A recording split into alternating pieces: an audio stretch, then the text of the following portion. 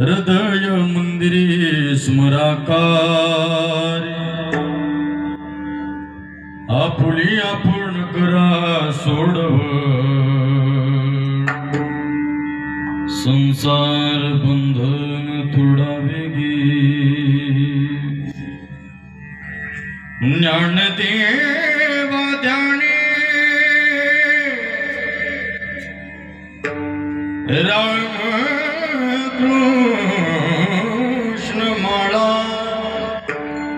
ज्ञानदेवा ध्यानी रामकृष्ण माळा हृदयी जिवाळा श्रीमूर्तीरया आपुली आपण करा सोडव संसार बंधन तोडावेगी अजं रुक्मिणीं प्राण संजीवनंतं परम धाम कैवल्यमेकं तुरीयम् प्रसन्नं प्रपन्नार्थ हम देवदेवं परब्रह्मलिंगं भजे पांडुरंगं पांडुरंगं गुरु प्रथम नमन दुसरे चरण संतांच्या त्यांच्या कृपादानी कथेचा विस्तार बाबाजी सद्गुरुदास तुका कलावद्न जीवो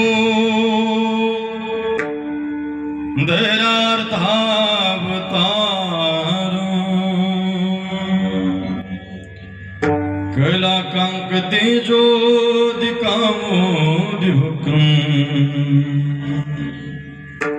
खलाणी शबदाय वनो हदार दक्षे समाधिस्थ मूर्ते भजे ज्ञानदेव ओम नमो ज्ञानेश्वरा करुणा करा दया तुमचा अनुग्रह लादलो पावन झालो चराचरी लोकाभिरामं रणरंगधीरं राजीवनेत्रं रघुवंशनाथं कारुण्यरूपं करुणाकरन्तं श्रीरामचन्द्रं शरणं प्रपद्ये अष्टसिद्धिनवनीतिके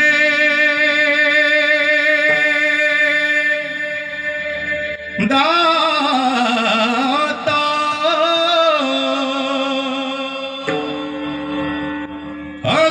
असुवरदीन जानकी माता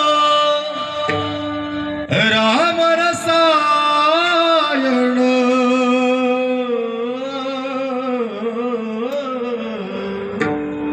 तुमरे पासा सदा रहो रघुपति के दासा राम लक्ष्मण जान के जय बोलो हनुमान की सेवे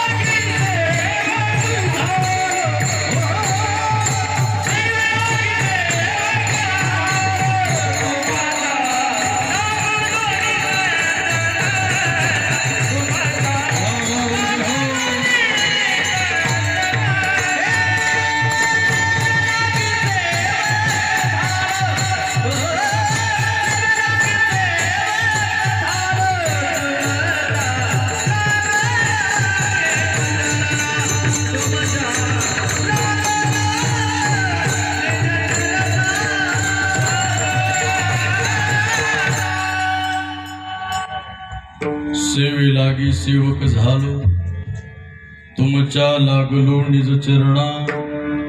अहो स्वामी तुकया देवा, यावरी न करावावे। रामकृष्ण ही दोन्ही साजरी, हृदय मंदिरे स्मराकार। आपुली आपण करा सोडव, संसार बंधन तोडावे गे। प्रस्तुत प्राप्त प्रसंगी प्राप्त स्थळी संप्राप्त सेवेकरता घेतलेला बंधू। ज्ञान्यांचे राजे साधकांचे मायबाप कैवल्य साम्राज्य चक्रवर्ती विश्वमाऊली ज्ञानोबरायांचा या मृत्यू लोकामध्ये आल्यानंतर या संसार सागरातून जर पलीकडे जायचं असेल तर प्रत्येकानं आपल्या आयुष्यामध्ये काय करावं याचं उत्तम उदाहरण, याचं उत्तम ज्ञान, याचा उत्तम मार्ग दाखवणारा नोहे फक्त मार्ग दाखवला नाही तर त्या मार्गाने मी स्वतः चाललो आणि त्या मार्गाने आपला उद्धारच होणार आहे। म्हणून ज्ञानोबरायांनी आपण जो मार्ग अवलंबला तोच मार्ग आपल्या समोर या अभंगाच्या माध्यमातून ठेवला। विठ्ठल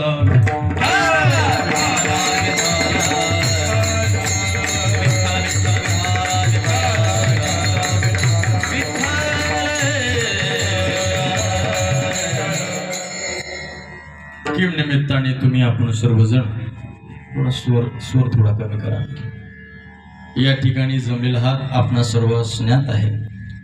आपलं असणारं पवित्र हे पिंपळगाव देपा गाव आणि या पिंपळगाव मध्ये गेल्या अनेक वर्षांपासून चालू असणारा हा अखंड हरिनाम सप्ताह सुंदर पद्धतीने थाटामाटामध्ये अनेक वर्षापासून या ठिकाणी आपल्या या धर्मनगरीमध्ये पिंपळगाव देपामध्ये चालू असणारा हा सोहळा वैकुंठवासी हरिभक्तपरायण बालयोगी दत्तानंदजी महाराज दंडी स्वामी महाराजांच्या आशीर्वादानं तसंच वारकरी भूषण हरिभक्तपरायण पुंजाजी महाराज गुंड यांच्या मार्गदर्शनानं अनेक अनादी काळापासून चालत आलेला हा सप्ताह मला असं वाटतं आपल्याला या सप्त्याचं वय सुद्धा सांगता येणार नाही एवढा पुरातन असणारा हा सप्ताह आणि अगदी सुंदर पद्धतीनं आयोजन नियोजन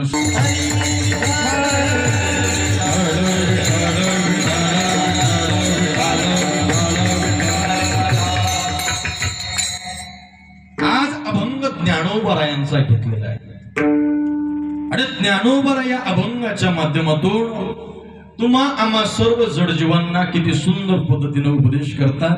ज्ञानोबा म्हणतात दादांनो या संसार सागरातून जर पलीकडे जायचं असेल तर तुम्हाला हे करावं लागेल काय तर या दोन नावाला आपल्या मुखामध्ये घ्यावं लागेल। फक्त मुखामध्ये घ्यावं लागणार नाही तर महाराज म्हणतात हे दोन जी नावं आहे यांना आपल्या जीवनामध्ये साजेरं करावं लागेल। म्हणजे थोडक्यात काय तर या नावाला आपल्याला आपलंसं करावं लागेल। जर या दोन नावाला नोहे भगवंतालाच जर आपण आपलंसं केलं तर त्याचा फायदा काय। महाराज म्हणतात संसार बंधन तोडावे। संसाराचं बंधन तोडण्याचं सामर्थ्य या नावामध्ये आहे। फक्त ज्ञानोबरांनी सांगावं आणि तुम्ही आम्ही ऐकावं असं नाही बरं।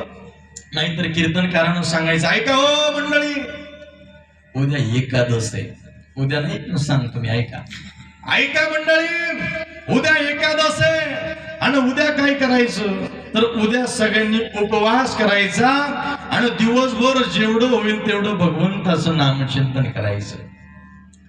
कीर्तनकारानं सांगावं आणि कीर्तनकारानंच घरी जाऊन मस्त बाजरीची भाकर चुरावी आणि दुधाचा मस्त असा सुंदरसा काला करून जेव्हा जमल का हो नाही नाही महाराज आधी केले आणि मग सांगितले।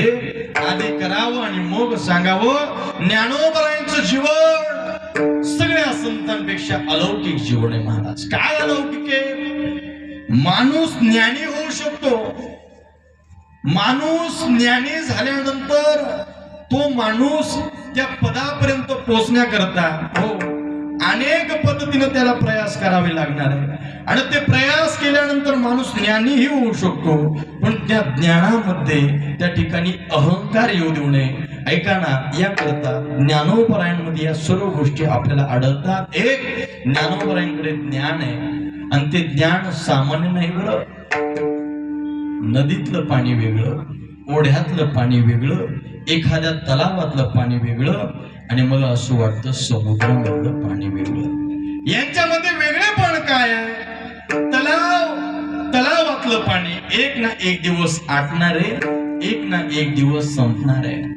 नदीमध्ये सुद्धा आता बघा, आमच्या गावाला गोदावरी नदी आहे, खूप मोठी आहे, तिचं पात्रही मोठं आहे, पण अशी असणारी गोदावरी जिच्यामध्ये भरपूर पाण्याचा साठा आहे, पण एक काळ असाही येतो की त्या काळामध्ये गोदावरी सारख्या मोठ्या नदीला सुद्धा आटावं लागतं.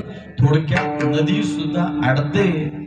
पण ज्ञानोबा हे असं त्या ठिकाणी क्षेत्र आहे, ज्ञानोबा त्या ठिकाणी अशा पद्धतीनं ज्ञान आहे की ज्ञानोबरायांच्या अंतकरणामध्ये, ज्ञानोबरायांच्या जीवनामध्ये अनेक साधू संतांनी ज्ञानोबरायांना जी पदवी दिली ना, ज्ञानोबरायांना जे संबोधन दिलं ना, ते फुकट दिलं नाही, तर ज्ञानोबरायांमध्ये तो गुण आहे महाराज. काय गुण आहे? एक वेळेस नदी आटू शकते, तलाव आटू शकतो, तलाव आटू शकतो, नदी आटू शकते, एखादा त्या ठिकाणी ओढा आटू शकतो. पण ज्ञानोबराय हे नदीही नाही, ज्ञानोबराय हे ओढाही नाही, ज्ञानोबराय हे तलावही नाही. मग ज्ञानोबराय हे ज्ञानाचे सागर.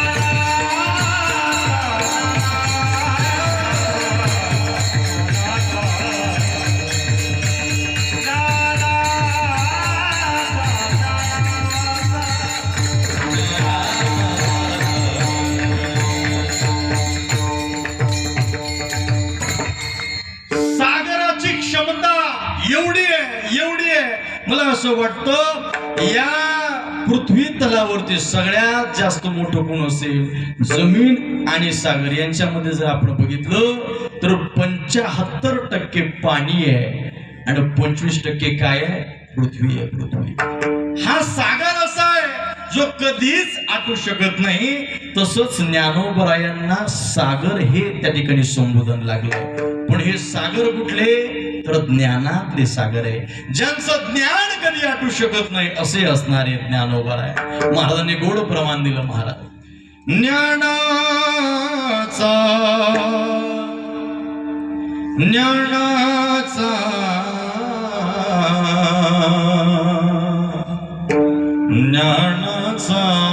सागर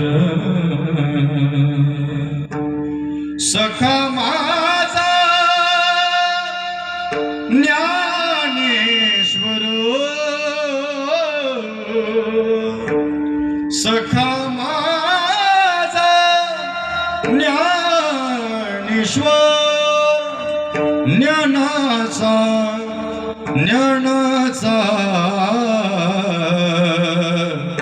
ज्ञानाचा सागर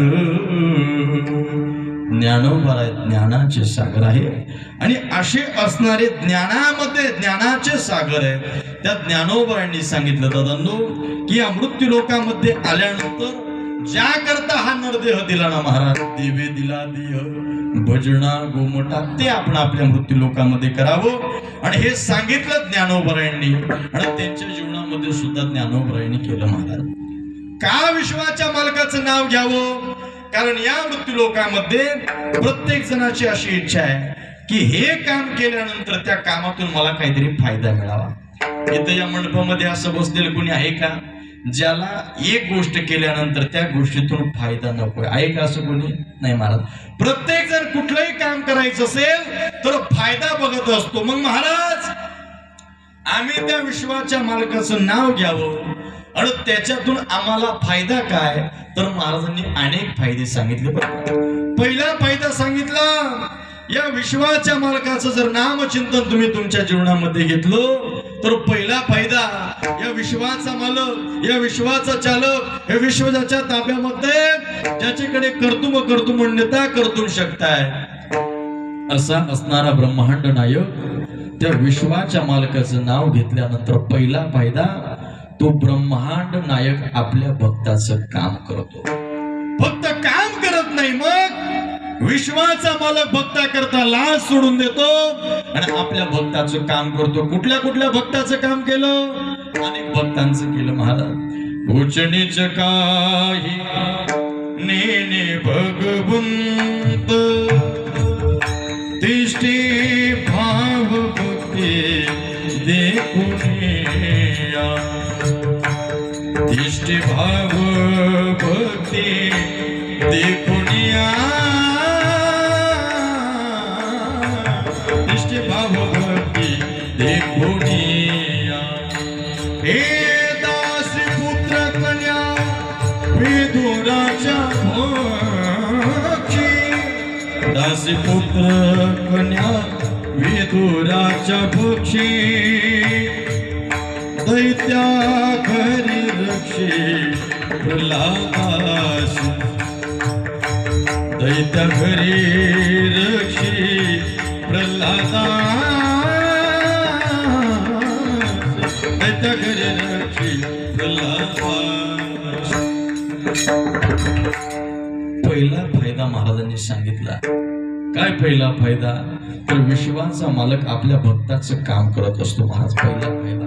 दुसरा फायदा काय?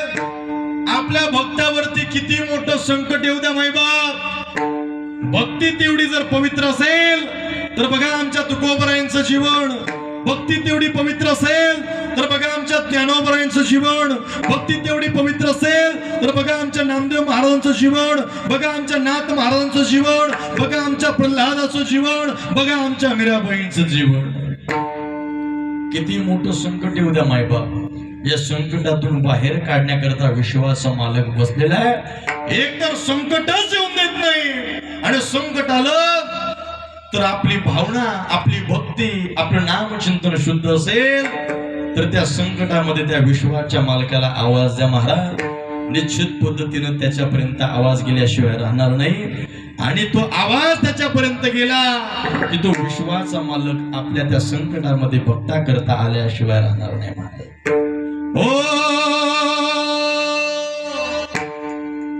थोड़ा सा बेस ध्यान किया. अंधेरों की नगरी से कैसे मैं पार जाऊं, शाम भलेने आ जा,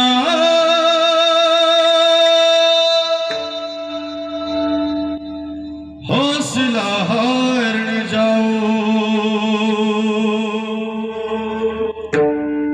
ओ शाम आजा, तीनों बाण के धार, तीनों बाण चला होना,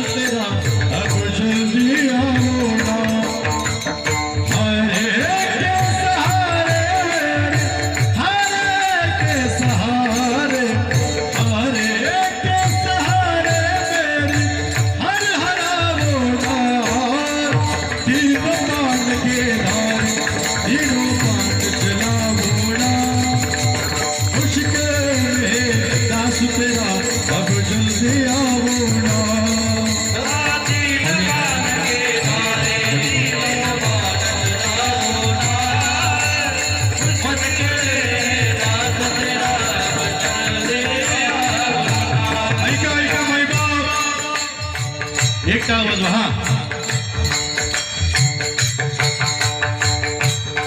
या मृत्यू लोकामध्ये आल्यानंतर आमच्या साधूंनी सांगितलं, ज्याच्या जीवनामध्ये भजन आहे, ज्याच्या जीवनामध्ये नामचिंतन आहे, आणि मला असं वाटतं जो शुद्ध अंतकरणानं भगवंताचं भजन करतो त्याच्या जीवनामध्ये किती मोठं संकट येऊ द्या, एकतर संकटच येत नाही, पण जेव्हा जेव्हा ही संकट येईल तेव्हा तेव्हा या विश्वाच्या मालकापर्यंत आरोळी द्या. माझ्या जीवनामध्ये घडलेला प्रसंग नेहमी सांगतो, संतांनी सांगावं आणि ते ऐकून तुमच्या समोर ठेवावं, यात काय नवले, पण आपण आपल्या जीवनामध्ये ते अवलंबावं आणि आपण आपल्या जीवनामध्ये त्याचा साक्षात्कार त्या ठिकाणी आपल्या जीवनामध्ये व्हावा. हे विलक्षणीय महाराज. किती मोठं संकट आलं ना, हा विश्वाचा मालक त्या संकटातून बाहेर काढत असतो. किती मोठं तुफान असू द्या महाराज. हो टाटा, सगळ्यांनी ताकद लावून हा. तुफानोने घेरलिया उजराहन जरना आया, तुम बिन मेरा गुण जो मेरे बाह पकड़ ले जा.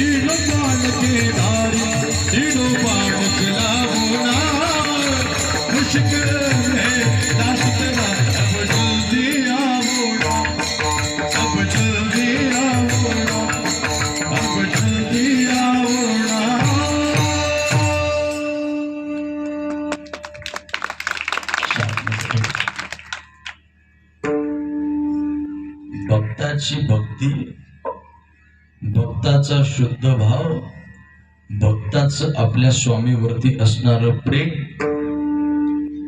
त्या प्रेमाचा फायदा विश्वाचा मालक आपल्या भक्ताचं काम. दुसरा फायदा विश्वाचा मालक आपल्या भक्तावरती आलेल्या संकटातून त्याला बाहेर काढतो.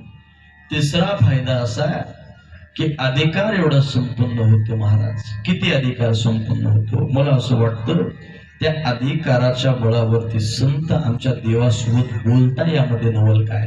संतांच्या हातून देव भोजन करतो, जेवण करतो, नैवेद्य खातो, यामध्ये नवल काय. संत देवालाही शिव्या देऊ शकतात, हे नवल आहे. तुम्ही म्हणताल महाराज काही सांगता का. नाही महाराज, प्रमाण देऊन देवा करता भजन केलं, अधिकार एवढा संपन्न झाला की देवाला सुद्धा शिव्या आमच्या जनाबाई महाराज देऊ लागल्या. महाराज देवाला शिव्या देऊ लागल्या. बरं काय म्हणतात ऐका. धुंद झाला तुझा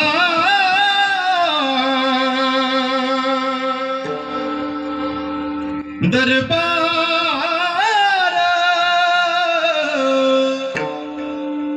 झाला तुझा दरबार,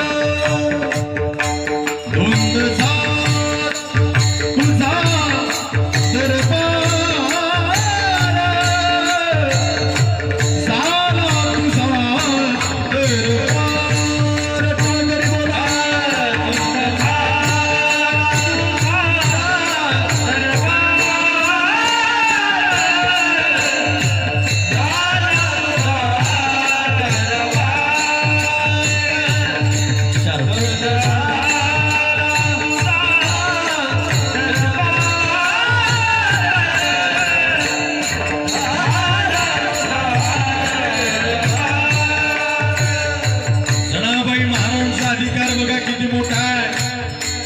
सामान्य माणसासोबत बोलत नाही जनाबाई महाराज. विश्वाचा मालक विश्वाचा चालक हे विश्वाच्या ताब्यामध्ये अहो संपूर्ण ब्रह्मांड जो चालवतो त्या देवाला आमच्या जनाबाई महाराज काय म्हणतात आहे.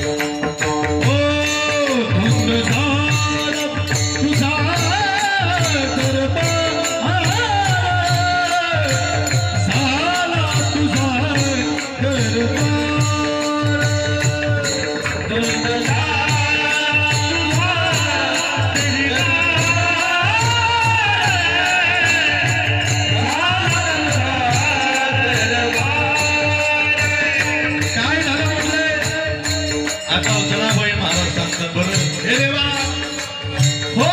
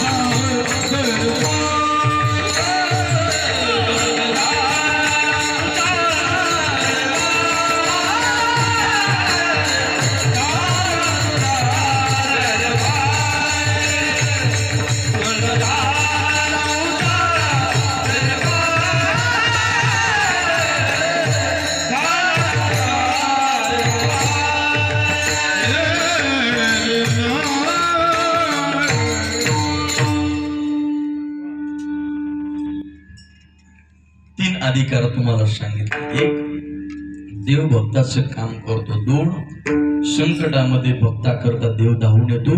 नव्हे अधिकार एवढा संपन्न होतो की देवासोबत भक्त भांडूही शकतो. महाराज ही कशाची ताकद असेल तर ज्ञानोबाईंनी जे नामचिंतन सांगितलं त्याची ताकद. तुम्ही म्हणताल महाराज मग देवापेक्षा देवाच्या नावामध्ये ताकद आहे का? हाही प्रश्न बरोबर आहे. खरंच देवापेक्षा देवाच्या नावामध्ये ताकद आहे. एक घडलेला प्रसंग सांगतो म्हणजे तुमच्या सगळ्यांच्या लक्षामध्ये येईल. ज्यावेळेस सीता मातेला रावण घेऊन गेला आणि घेऊन गेल्यानंतर आता सीता मातेच्या शोधाकरता भगवान प्रभू रामचंद्र, लक्ष्मण भैया, हनुमानजी आणि त्यांची सर्व वानर सेना लंकेच्या दिशेने निघाले. लंकेच्या दिशेने जात असताना अथांग असा समुद्र लागला. पण आता समुद्र ओलांडण्याची ताकद फक्त एकाच वीरपुत्रामध्ये. त्या वीरपुत्राचं नाव काय? काय नाव त्या वीरपुत्राचं? हनुमान. हनुमान. मोठ्याने बोला जरा. हनुमान. हनुमान. मारुती हनुमंतराया एकदा की जय श्रीराम म्हटलं आणि उड्डाण केलं. कुठं पोचायचे? डायरेक्ट लंकेमध्ये पोचायचे. पण सीता मातेला आणायचं म्हटल्यानंतर संपूर्ण सैन्य आपल्या सोबत न्यायचं. मग काय करावं? मला भगवंताच्या नावाची किंमत सांगायची. बरोबर या राम नावामध्ये काय ताकद आहे? एका भक्तानं एक दगड घ्यावा आणि त्या दगडावर लिहावं श्रीराम, त्या दगडावर लिहावं राम, त्या दगडावर लिहावं जय श्रीराम. आणि विज्ञानालाही कलाटणी घालणारा क्षण दगड पाण्यामध्ये टाकावा आणि त्या नावाच्या ताकदीनं दगड पाण्यावरती तरंगावा. ही भगवंताच्या नावाची किंमत. मला असं सांगायचं देवापेक्षा ही देवाच्या नावामध्ये किंमत किती आहे का? त्याच्यामध्ये ताकद किती आहे का? सायंकाळच्या वेळी भगवंत उठले, कुट्यामधून बाहेर आले आणि प्रभू रामचंद्र त्या समुद्राच्या काठावरती गेले आणि भगवंताला वाटलं अरे आपल्या नावानं जर दगड तरतात तर स्वतः आपण आपल्या हातानं जर दगड पाण्यामध्ये टाकावा तर तो दगड पाण्यामध्ये तरला पाहिजे. आणि नक्कीच तरेन या भावनेनं विश्वाच्या मालकानं एक दगड घ्यावा मायबाप आणि तो दगड पाण्यामध्ये टाकावा. महिला मंडळ, आता मला सांगा, सोपा प्रश्न आहे बरं. ज्याच्या नावानं दगड पाण्यावरती तरंगतो त्याच्या हातानं तरंगायला पाहिजे की पाण्यामध्ये बुडायला पाहिजे? जाऊ कमी घरी का चहा सांगायचा थोडं थोडं? काय व्हायला पाहिजे? बुडायला पाहिजे. कस काय? ज्याच्या नावानं जर दगड तरंगतात तर त्याच्या हातानं दगड पाण्यावरती तरंगलाच पाहिजे महाराज. मग इथं उलट झालं. काय झालं? उलट झालं. ज्याच्या नावानं दगड तरंगतो त्याने त्याच्या स्वतःच्या हातानं दगड पाण्यामध्ये टाकावा आणि दगड पाण्यामध्ये बुडावा. ऐका ना महाराज, एखादा नवीन नवीन सायकल शिकायला लागला, नवीन नवीन गाडी शिकायला लागला आणि गल्लीमध्ये म्हणा, रस्त्यावरती म्हणा, शिकता शिकता गाडीवरून पडला. तर का हो काका, तू दगडा त्या गाडीवरून पडला, सायकलीवरून पडला, तू त्याच्या अंगाला किती लागले हे बघतो का त्याला कोणी बघितलं नाही ना हे बघतो? काय बघतो? त्याला कोणी बघितलं नाही ना हे बघतो. असंच प्रभू रामचंद्रांचं झालं महाराज. अपमान झालं, आजूबाजूला बघितलं कोण नाही, पुन्हा एक दगड घ्यावा, पुन्हा पाण्यामध्ये टाकावा, पुन्हा तेच व्हावं महाराज. असं दोनदा तीनदा झालं आणि आता हनुमंतराय त्या ठिकाणी प्रगट झाले. हनुमंत, माझं नाव त्या दगडावरती लिहिता आणि दगड पाण्यामध्ये टाकता. माझं नाव लिहिल्यानंतर तो दगड पाण्यावरती तरंगतो. मग मी स्वतःने माझ्या हाताने दगड पाण्यामध्ये टाकावा. तो दगड पाण्यावरती का तरंगतो, का बुडतो पाण्यामध्ये, असा प्रश्न विचारल्यानंतर आमच्या हनुमंतरायांनी संतांच्या माध्यमातून दिलेलं उत्तर किती भारी आहे. तुझ्या नामाचा महिमा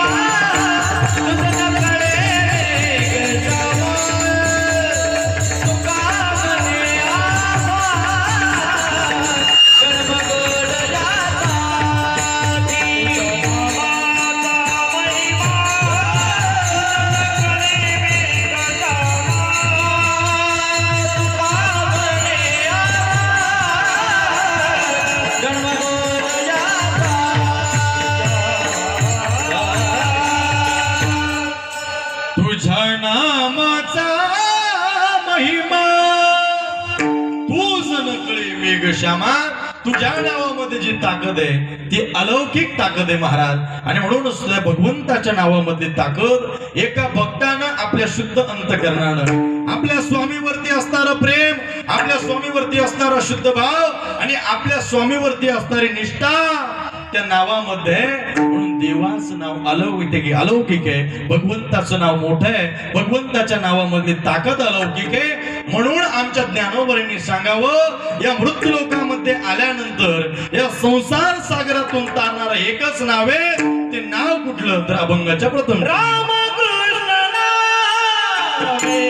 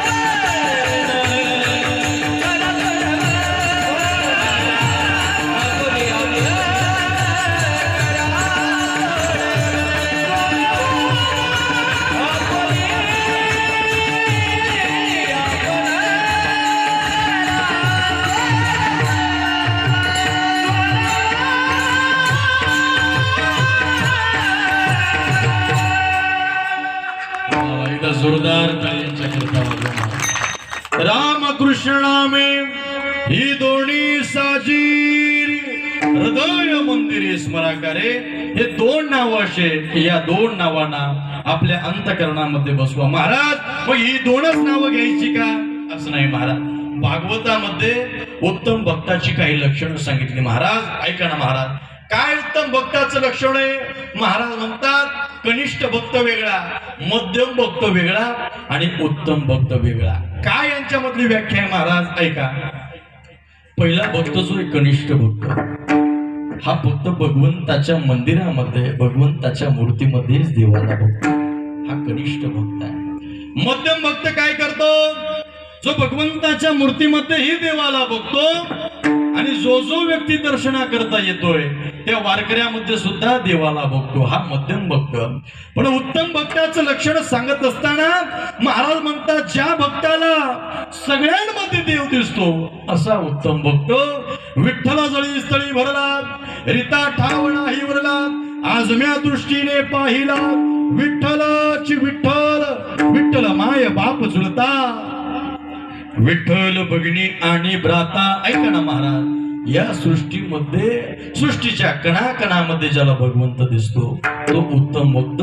आमच्या साधू संतांनी तर सांगितलं महाराज, पण या भारत भूमीतल्या या महाराष्ट्रातल्या अनेक अभ्यासिकांनी सुद्धा सांगितलं. ते म्हणतात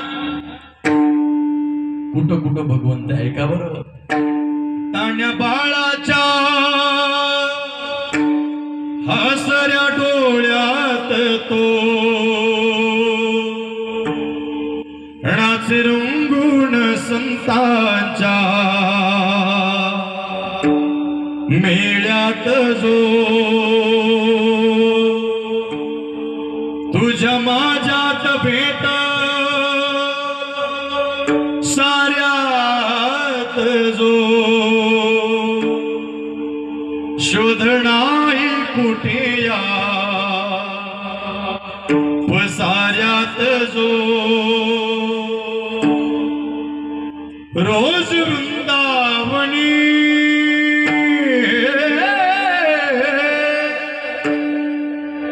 रोज वृंदावनी ओढ जो गागरी तोच नाता घरी वाहतो कावडी गुंतला ना कधी मादिरी रावळी बाप झाला कधी झाला बाबुली बाब बोळा जिथे दावला तो तिथे बाब नाही जिथे सा दावल का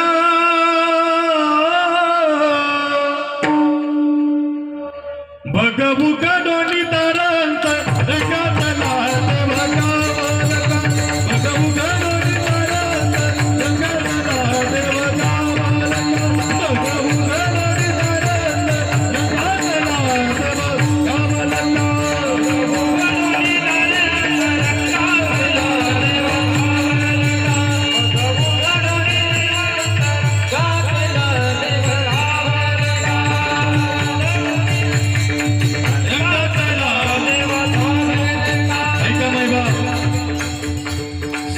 उत्तम भक्ताचं लक्षण सांगत असताना आमच्या संतांनी तर सांगितलं, पण या भारत भूमीतल्या महाराष्ट्रातल्या अनेक अभ्यासिकांनी सुद्धा सांगितलं. कुणाला म्हणावं उत्तम भक्त, कुणाला म्हणावं उत्तम साधू, कुणाला म्हणावं उत्तम सत्त. ऐका ना महाराज, आज महाराष्ट्रामध्ये, आज भारत भूमीमध्ये, आज जगभरामध्ये अनेक साधू आपण बघतो, पण उत्तम साधूचं लक्षण आमच्या संतांनी सांगितलं. कुणाला म्हणावं उत्तम साधू, कुणाला म्हणावं उत्तम भक्त, कुणाला म्हणावं उत्तम संत. ऐका, जो प्रत्येकामध्ये भगवंताला बघतो तो उत्तम संत. ओ ताण्या बाळाच्या हसऱ्या डोळ्यात नाच रंगून संतांच्या मेळ्यात जो तुझ्या माझ्यात भेटल साऱ्यात जो शोध नाही कुठे या पसाऱ्यात जो रोज वृंदावनी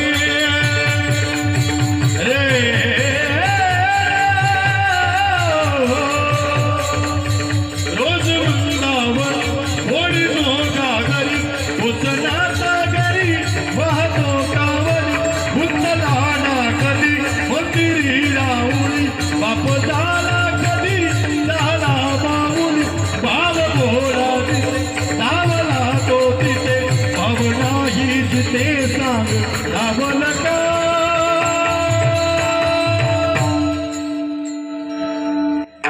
बघू काढून तारांचा जगातला देव गावाला बघू काढून तारांचा जगातला देव गावाला बघू काढून तारांचा जगातला देव गावाला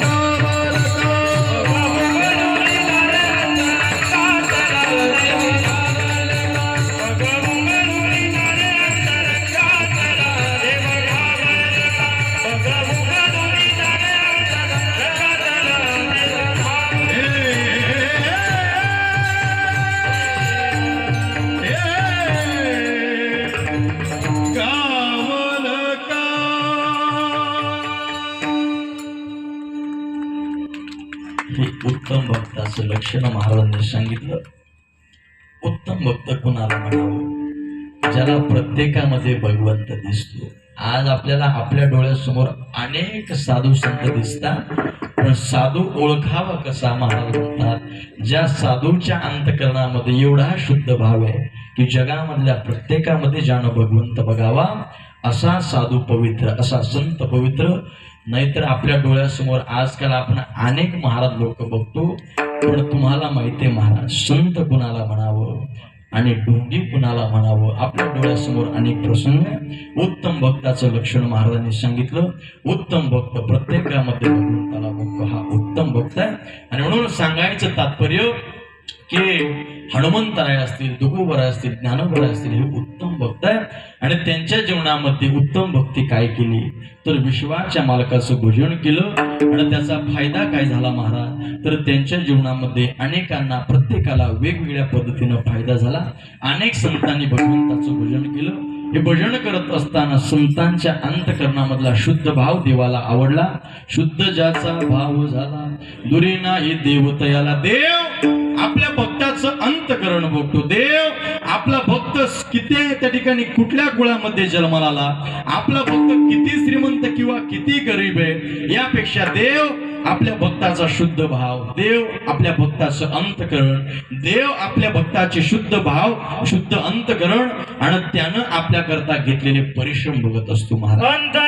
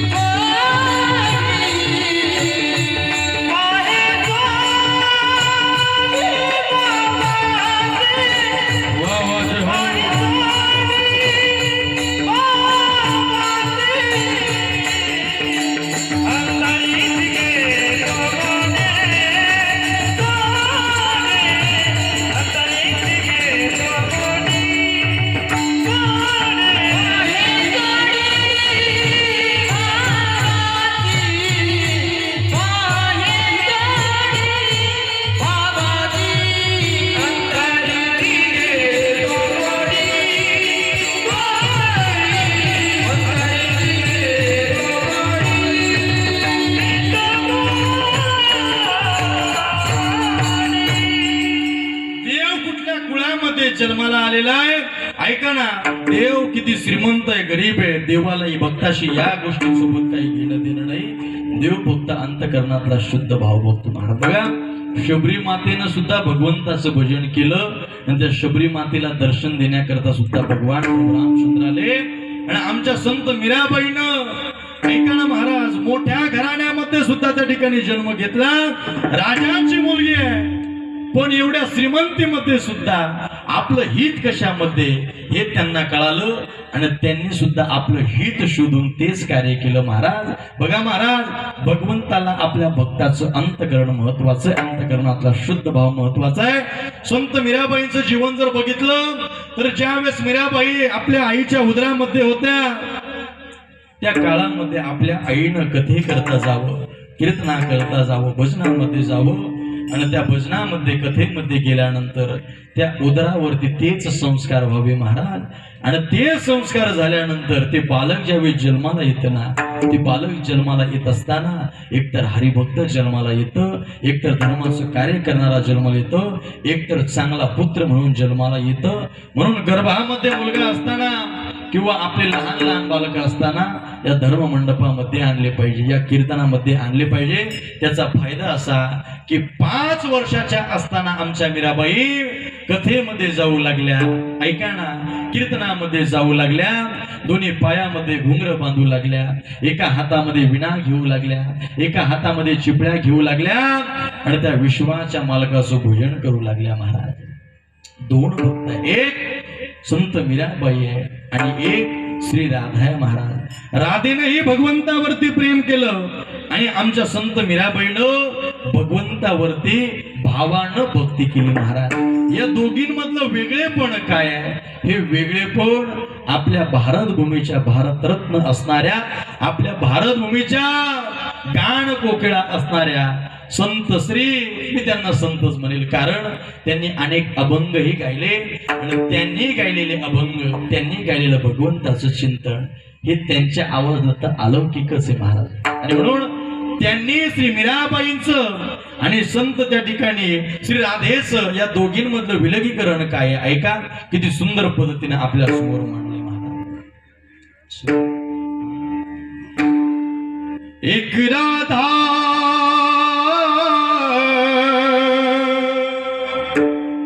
एक मीरा,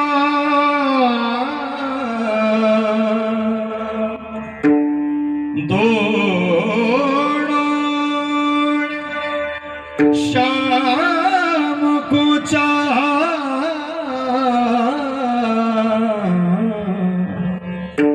अंतर क्या दोनों की चाह बोलो, अंतर क्या दोनों की प्रीत में बोलो. एक प्रेम दीवानी, एक दर्श दीवानी, एक प्रेम दीवानी, दर्श दीवानी, एक प्रेम दीवानी, दर्श दीवानी. एक राधा का गया, एक मीरा,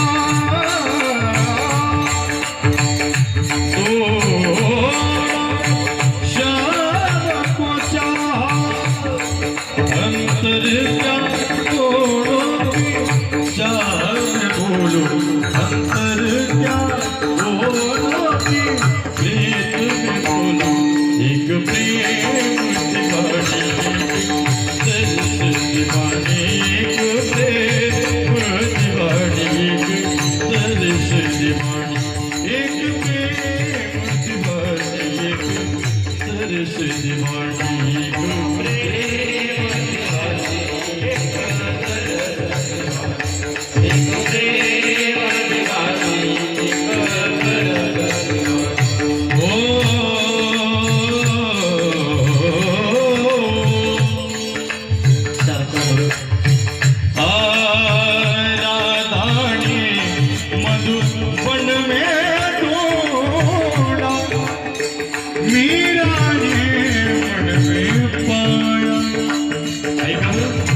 या दोघींमध्ये वेगळेपण काय आहे? हो राधाने मधुबन में ढूंढा, मीराने मन में पाया. हो राधा जिसे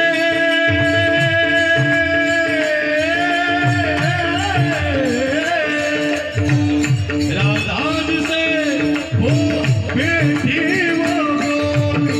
मेरा हाथ बिकाया है.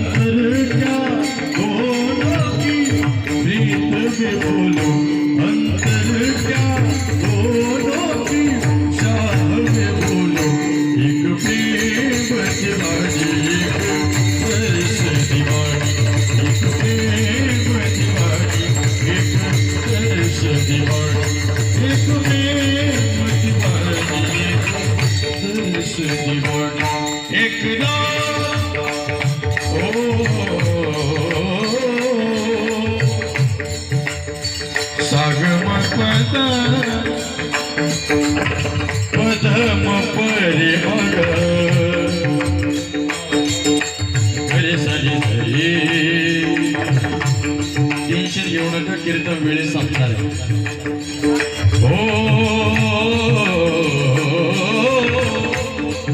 वेळेत संपू आपण टेन्शन घेऊ नका सागम पद पद मरे मग रे सरी रे रे गम गम पम पद पद सरी सरे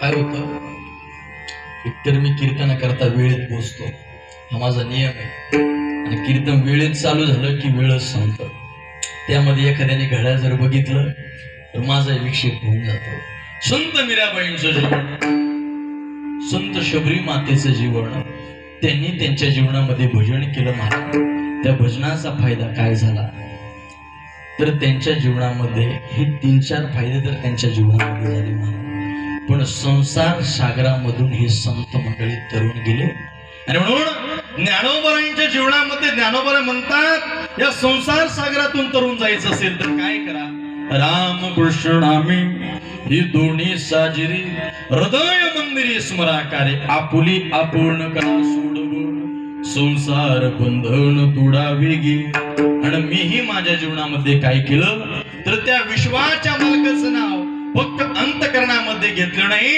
तर अंतकरणामध्ये तर बसवलंच पण त्याच देवाचं नाव त्याच देवाच्या नावाची माळ मी माझ्या जीवनामध्ये जपतोय ज्ञानदेवा ध्यानी रामकृष्ण माळा हृदयी जिव्हाळा श्रीमूर्तिरया आपुली आपण करा सोडवण संसार बंधन तुडा वेगी एकदा मोठ्या प्रेमानं महिला मंडळ पुरुष वर्ग सगळ्यांनी दोन्हीवर हात करा माग बसणारी पुरुष मंडळी महिला मंडळी सगळ्यांनी दोन्ही हात वर करून एक सुंदरशी टाळी प्रत्येकानं वाजवायची सगळ्यांची टाळी सोबत वाजली पाहिजे हा एक एक एक हा टाळी टाळी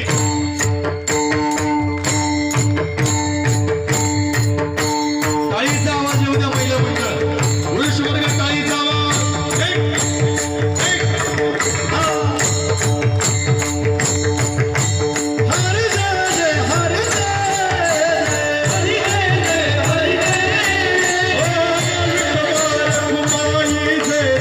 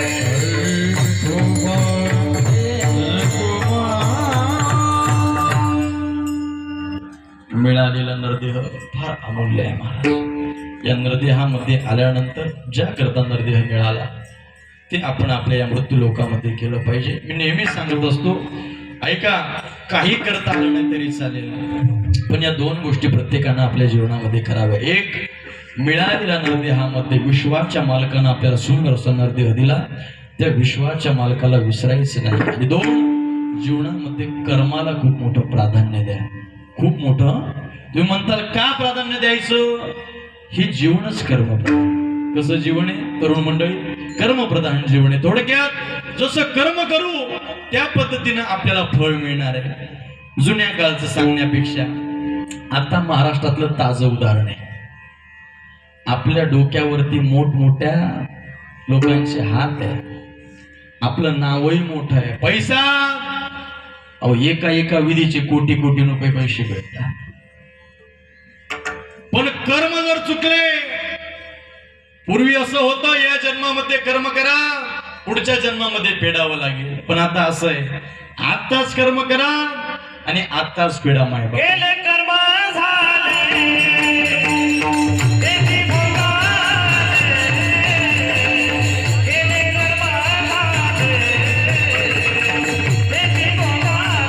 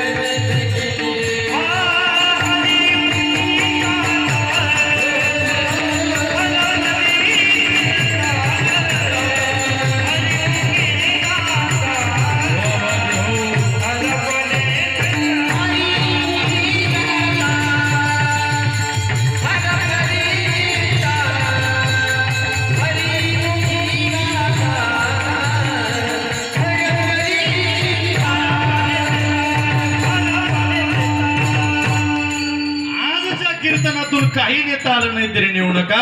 या दोन गोष्टी आपण घरी घेऊन जा. एक, विश्वाच्या मालकाला विसरायचं नाही, आणि दोन, जीवनामध्ये चांगले कर्म करा, निश्चित चांगल्या कर्माचा फायदा चांगला होणार आहे. ऐका ना माई बापा हो, आज जर आपले दिवस चांगले, आज जर आपले दिवस चांगले, तर आपण थोडक्यात धरून चालायचं. आपण याच्या अगोदर चांगले कर्म केले, त्याचा हा फायदा. आपले दिवस चांगले आहे.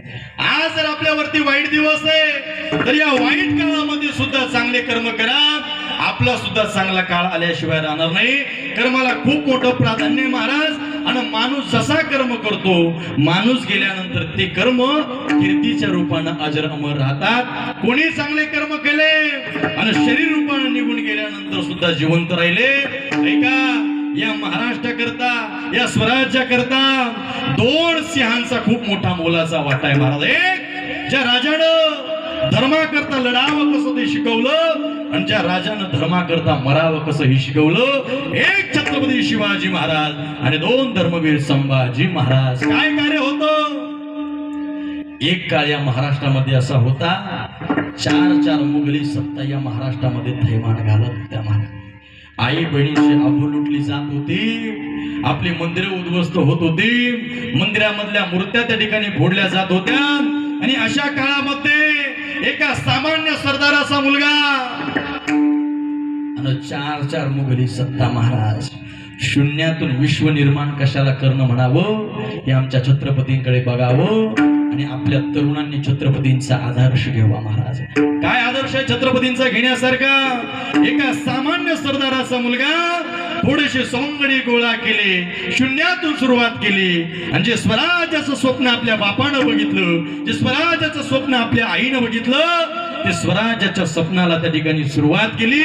आणि बघता बघता बघता बघता तो दिवस उजडला. आज आमच्या माता भगिनी कुठली भीतीनं बाळगता इथं बसलेल्या आहे.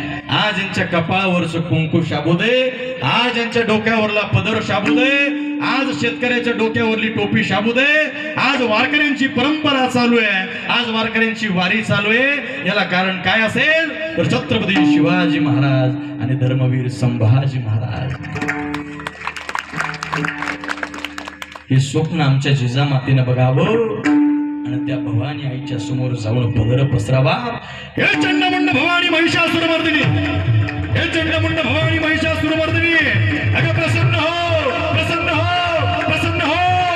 आणि असा पुत्र माझ्या ओठीमध्ये दे, दुष्टांचा नायनाट करेल, आई बहिणींची अमृतारा त्याचं धड एका बाजूला करेल आणि शिर एका बाजूला करेल, असा पुत्र माझ्या ओठीमध्ये दे. आणि बघता बघता बघता बघता जणू काही त्या भवानी आईनं ऐकलं आणि आमच्या जिजाऊबाई साहेबांच्या पदरामध्ये छत्रपती शिवाजी महाराजांचा जन्म झाला महाराज. आणि त्या छत्रपती शिवाजी महाराजांना भवानी आईने दिलेला आशीर्वाद, या संपूर्ण प्रवासामध्ये दिलेलं हत्यार, भवानी आईने दिलेली तलवार, ती तलवार महाराजांच्या सोबत आहे, आई साहेबांचे आशीर्वाद सोबत आहे, आई वडिलांचे आशीर्वाद सोबत आहे आणि स्वराज्य निर्माण करण्याचं ध्येय आपल्या समोर आहे. या जगामध्ये कुठलीच गोष्ट अशी नाही की जी होणार नाही. तरुण मुलांनो, छत्रपतींचा आदर्श घेण्यासारखा आहे महाराज. जी गोष्ट होणार नाही ती गोष्ट करून दाखवायची, हे छत्रपतींचा आदर्श आहे महाराज. आमच्या तुकोबांनी सांगितलं, कुठलीच गोष्ट अशी नाही की जी होणार नाही, फक्त त्या गोष्टीचं योग्य पद्धतीने अभ्यास आणि प्रयत्न आपल्याला करावं लागेल.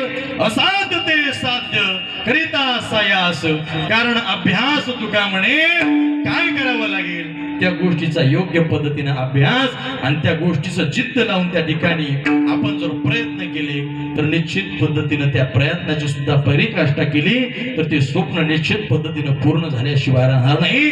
आणि म्हणून आमच्या छत्रपती शिवाजी महाराज, त्या महाराजांनी भवानी आईचा आशीर्वाद घेतला आणि सुरुवात केली. पडली भवानी जेव्हा म्यानाच्या बाहेरी, रणात फिरली ना कधीच माघारे. थोडंसं बेस आणखी. पडली भवानी जेव्हा म्यानाच्या बाहेरी, रणात फिरली ना कधीच माघारे. तख्त दौलती समोर केली ना लाचारी, झुकली नाही कधी ती दिल्लीच्या दरबारे. तमाम बादशाहीचा बाज तिने ठोकरला, मर्याद मोळ्याचा वेश तिने पांघरला. केला आमच्या छत्रपती शिवाजी महाराजांनी या तलवारीच्या बळावर काय केलं महाराज आहे. ओ सबके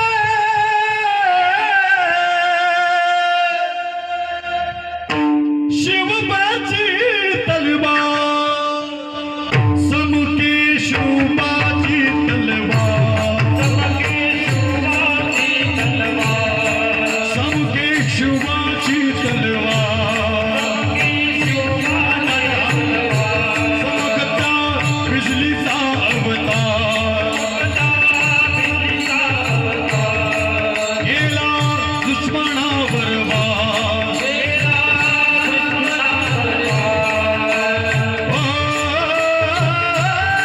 सबके शिवबाची तलवार, सबके शिवबाची तलवार,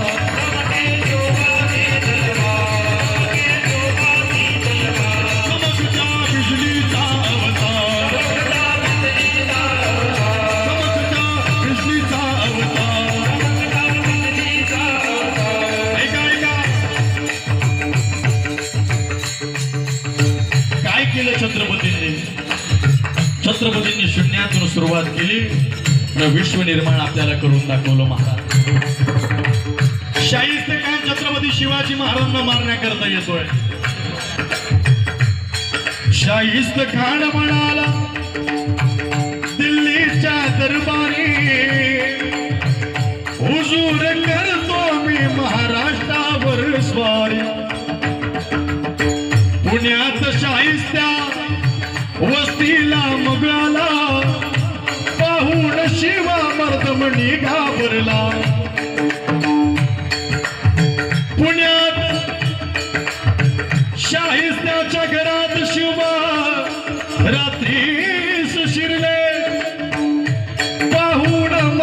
शिवा हनुमनी घाबरले केला शिवबाने गनिमी काव्याने हल्ला शाहिस्ते बोलत असे या तुबा या अल्लाह केला शाहिस्त्यावर वार केला शाहिस्त्यावर वार केला शाहिस्त्यावर वार केला शाहिस्त्यावर वार त्याची तुटली बोटेचा त्याची तुटली बोटेचा त्याची तुटली बोटेचा त्याची तुटली बोटेचा ओ, सबके शिवबाची तलवार सबके शिवबाची तलवार सबके शोभाचे दरबार चमकता बिजलीचा अवतार बघता तुझीचा अवतार केले दुश्मनावरी वार केले दुर्मनावर वार सबके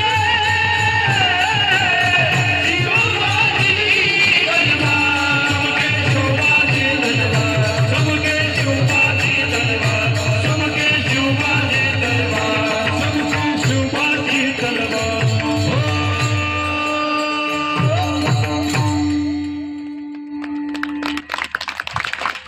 छत्रपती शिवाजी महाराजांचं कार्य आपण तरुणांनी सर्वांनी फक्त बघू नये, फक्त त्यांच्या नावाचा जल्लोष करू नये. मग काय करावं तर त्यांनी केलेलं कार्य आपण आपल्या जीवनामध्ये आत्मसात करावं. मला आपल्या गावातील वयोवृद्ध मंडळीचं सुद्धा आणि तरुण मंडळीचं सुद्धा कौतुक करायचं. एकदा जोरदार टाळी वाजवा. मला असं वाटलं कुठलंही कार्य करत असताना तरुण मंडळी तेवढीच महत्वाची आहे आणि वयोवृद्ध मंडळी सुद्धा तेवढीच महत्वाची आहे. का महत्वाची आहे? ऐका बरं, जास्त वेळ घेणार नाही, महत्वाचं सांगतो. का महत्वाची आहे? तरुण मंडळीकडे पळण्याची जी जिद्द आहे ती वयोवृद्ध मंडळीकडे नाही. ऐका बरं, तरुण मंडळीकडे जी पळण्याची जिद्द आहे ती वयोवृद्ध मंडळीकडे नाही आणि वयोवृद्ध मंडळीकडे जो अनुभव आहे तो तरुण मुलांकडे नाही. मग काय करायचं? आपण आपल्या गावातील वयोवृद्ध मंडळी यांचा अनुभव घ्यायचा आणि तरुण मंडळीकडे पळण्याची जिद्द आहे ती जिद्द आणि यांचा अनुभव जर एकत्रित झाला तर आपल्या गावासारखा सत्ता होऊ शकतो. हे महाराष्ट्राने सुद्धा आपल्या गावाकडून घेतलं पाहिजे. महाराज काय यांच्यामधला अनुभव ऐका बरोबर. छोटासा प्रसंग सांगतो म्हणजे तुमच्या सगळ्यांच्या लक्षामध्ये झालं. काय एका मुलाला मुलगी बघण्याकरता सर्व तरुण मंडळी निघाली. आता तरुण सर्व मुलं होते आणि ते सर्व तरुण मुलं आपल्या मित्राला मुलगी बघायची म्हणून आता त्या ठिकाणी मुलगी बघण्याकरता जायचं. पण यांच्यामध्ये सर्व तरुण होते. त्या मुलाचा आजोबा म्हटला एक काम कर, म्हटले मी तुमच्या सोबत येतो. त्या पोरानं सांगितलं बाबा आम्ही सगळे मित्रमंडळी. म्हटले तुमचं म्हाताऱ्या माणसाचं काय काम तिथं? नाही म्हटलं तुम्ही नका येऊ. म्हटले नाही मला यायचंय. म्हटले एक काम कर, मी घरामध्ये येणार नाही, गाडीमध्ये बसून राहील, पण मला येऊ द्या. बरं ठीक आहे म्हटले. त्या मुलाचे आजोबा हे सर्व तरुण मंडळी. मला काय सांगायचंय, तरुण मंडळीची पळण्याची जिद्द आणि वयोवृद्ध मंडळीचा अनुभव मला तुमच्या समोर ठेवायचा आहे. हे दोन्हीही माणसं आपल्याकरता फार महत्वाची आणि म्हणून ती मुलगी बघण्याकरता गेले. आता बाबांना ठरल्याप्रमाणे गाडीमध्ये बसवलं आणि हे तरुण मंडळी कुठे गेले? घरामध्ये जाऊन बसले. बोलणं बसणं झालं, चहा पाणी झाला. आता मुलीच्या वडिलांनी मुलाला सांगितलं, म्हटले तुम्ही आम्हाला पसंत आहे, सर्व गोष्टी आम्हाला पसंत आहे, पण आमची एक तुमच्या समोर मागणी. म्हटले काय मागणी? काय नाही म्हटले, आम्हाला तुमच्याकडून एक विहीर भरून गावठी तूप पाहिजे. काय पाहिजे? गावठीत माझी भाषा कळते ना तुम्हाला सगळ्यांना? स्वराचा आवाज थोडासा कमी करा. काय पाहिजे? एक विहीर भरून गावठी तूप पाहिजे. आता मला सांगा, गावठी तूप पावशेर जरी घ्यायला गेलं बाजारामध्ये तर काय किंमत आहे गावठी तुपाची? किती रुपये? 200 रुपये पावशेर गावठी तूप. मला सांगा एक विहीर भरायची म्हटल्यानंतर किती पैसे लागतील? किती मोठा पट्ट्या आला तरी एक विहीर भर गावठी तूप आणू शकतो का? नाही आणू शकत. या तरुण मंडळीचं डोकं बंद पडलं. आता मुलगी पसंत आहे, मुलीच्याही बापाला मुलगा पसंत आहे, पण मुलीच्या बापाने आपल्या समोर त्या ठिकाणी ताकीद ठेवली, जेव्हा एक विहीर भरून आम्हाला गावठी तूप देशाल तेव्हा आम्ही आमची मुलगी तुम्हाला देऊ. आता काय करायचं सगळ्यांनी विचार केला, पण उत्तर कुणाला सापडत नव्हतं. एक काम करू म्हटले, आपल्या गाडीमध्ये आपले आजोबा बसलेले, आजोबाला जाऊन विचारू. आजोबाकडे गेले आणि आजोबाला विचारलं, म्हटले बाबा मुलगी आम्हाला पसंत आहे, मुलीच्या आई वडिलांना मी पसंत आहे, पण मुलीच्या वडिलांनी आमच्या समोर एक ठेवलं की एक विहीर भरून आम्हाला गावठी तूप पाहिजे. असं म्हटल्यानंतर ते बाबा म्हटले, आता आली की नाही माझी मदत? म्हटले हो आली आली. म्हटले सांगा ना मग याच्यावरती काही पर्याय का, याच्यावरती काही उत्तर आहे का? अरे म्हटले उत्तर आहे, जा त्या मुलीच्या बापाला सांगा हा पट्ट्या गावठी तुपानं भरलेली विहीर देईल, पण त्याच्या अगोदर ज्या विहिरीमध्ये तूप भरायचं ती विहीर कोरडी करून द्या. काहींना आत्ता कळत, काहींना जेवण झाल्यावर कळत, काहींना उद्या सकाळी कळत. विहीर काय कोरडी होत नाही आणि हा पट्ट्या विहीर काय तुपानं भरून देत नाही. सांगायचं तात्पर्य एकच, तरुणांनी या वयोवृत्त मंडळीचा अनुभव घ्यायचा आणि तरुणांनी वयोवृत्त मंडळीनं या मुलांमध्ये जी ऊर्जा आहे ती ऊर्जा या धर्म कार्यामध्ये वापरायची. सर्वांनी एकत्रित यायचं आणि मग हे धर्म कार्य करायचं. या गावातील तरुणांनी, या गावातील वयोवृत्त मंडळीनं अगदी सुंदर पद्धतीनं संगमनेर तालुक्यामध्ये मला असं वाटतं आपल्या गावाचं कौतिक व्हावं असा गोड सप्ताह आपल्या गावानं केलाय. एकदा जोरदार गावाकरता टाळी वाजवा. आणि असा सप्ताह एवढ्या वर्ष नाही, इथून मागे आतापर्यंत चालत आला. जोपर्यंत चंद्र सूर्य आहे तोपर्यंत असाच मोठ्या दिमागामध्ये हा सप्ताह चालला पाहिजे. अगदी सर्वांना मनापासून वंदन. माता भगिनी, पुरुष वर्ग, गावातील सर्व भजनी मंडळी, वारकरी मंडळी, टाळकरी मंडळी सगळ्यांना मनापासून वंदन करतो. सेवेला पूर्ण विराम देतो. ज्ञानेश्वर माऊली, ज्ञानराज माऊली तुकाराम